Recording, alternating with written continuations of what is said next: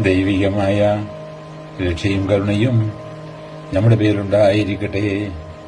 വിശുദ്ധ ഖുർആൻ അധ്യായം 3 സൂറത്ത് ആൽ ഇമ്രാൻ വചനം 186.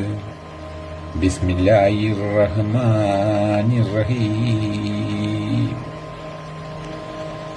لتبلغن في أموالكم وأنفسكم ولتسألن من الذين أوتوا الكتاب من قبلكم ومن الذين أشركوا أذى كثيرا.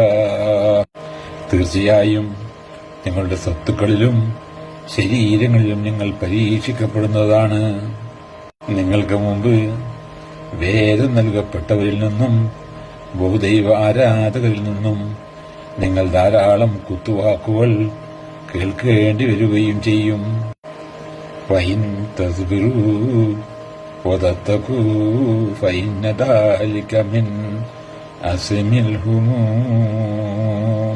നിങ്ങൾ ക്ഷമിക്കുകയും സൂക്ഷ്മത പാലിക്കുകയും ചെയ്യുന്നുവെങ്കിൽ തീർച്ചയായും അത് ദൃഢനിശ്ചയം ചെയ്യേണ്ട കാര്യങ്ങളിൽ പെട്ടതാകുന്നു.